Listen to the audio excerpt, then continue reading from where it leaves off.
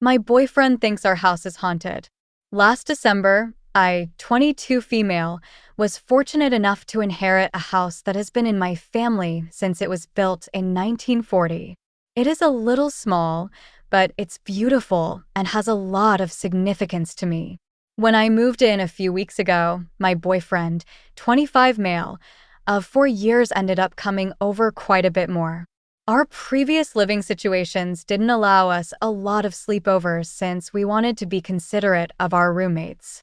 Now that we have run of a whole house, he's been staying the night every night, and I've been pretty thrilled to have him around every day.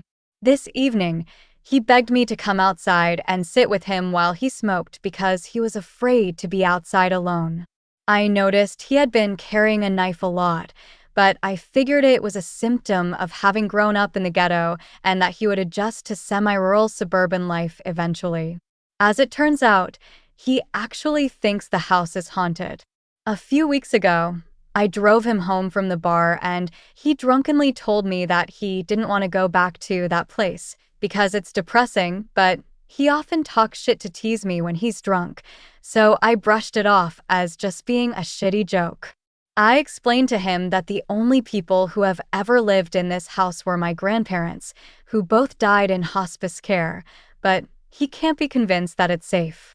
He also can't be convinced that my grandparents, who called me their little angel and dreamed of one of their grandbabies having a family here, would not be inclined to haunt us.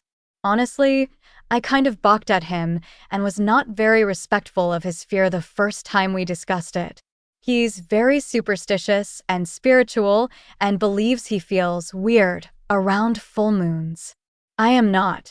I have always secretly thought his thing about full moons was a little silly but an endearing quirk that didn't matter much. But now his superstition might lead to an ultimatum where I have to choose between him or my amazing home. He's been getting a lot of bad dreams here, including some experiences with sleep paralysis. The thing is, it's a free house and the total I pay for taxes and utilities each month is $600. Even the shittiest, tiniest apartment would cost more. And if we wanted to get rid of the house, I would be expected to pass it to my brother, who also wanted the house, free of charge since my parents helped cover basic repairs/legal costs. On top of financial concerns, we love our neighbors, and he literally visits with them daily. Their kids come over and ask if he'll come out and play with them after school, and the adults come over at night for beers. The property is also very large, and there's a lot of room for pets/kids/expansion. The house itself has old architecture but has been newly remodeled to my liking, and he helped me pick out much of the stylistic changes we made, so I'd presume he liked it, too, until he got it in his head that it's haunted.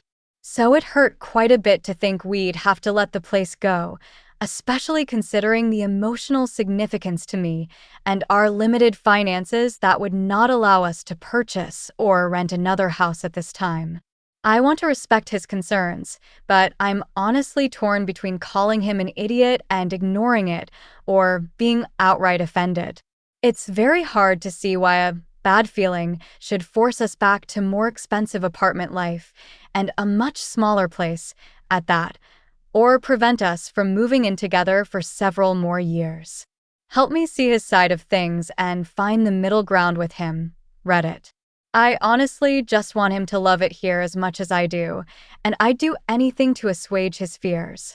What can I say to him at this point to not sound dismissive, but still convince him to consider staying? Update. Hello, everyone. I am pleased to say this is a happy update for once. After my original post, I went to my boyfriend full of ideas on how to help put his mind at ease. As it turns out, all of those ideas were wrong for him, but he was deeply appreciative that I was taking his fears seriously instead of putting him down for believing in something I don't. He said he never intended to make me feel like it was him or the house. He loves this place and the history behind it. He just wanted to share with me how he was feeling and do some little rituals. So I helped. We tried to pin down the parts of the house that are spooky to him and both came to the same conclusion. The attic door in the bedroom is pretty freaking unsettling. It's a Cape Cod-style home with a crawlspace/attic on the second floor instead of above it. For some ungodly reason, my grandfather thought it was inconvenient to access this tiny crawlspace through the closet, so he put a little door in the master bedroom, which I've hated since I moved in and had been blocking with a dresser. We sealed up that entrance to the crawlspace and threw some salt around. And since I've always wanted a dog, we got a puppy to ward off evil, and it's hard to be scared with a little fluff ball sleeping on your face. I specifically picked a dog that wasn't jumpy or easily frightened, and my two boys have been inseparable, smiley face. All is well now, and I'm happy I put my skeptical nature aside to support my wonderful boyfriend, no matter how silly it seemed.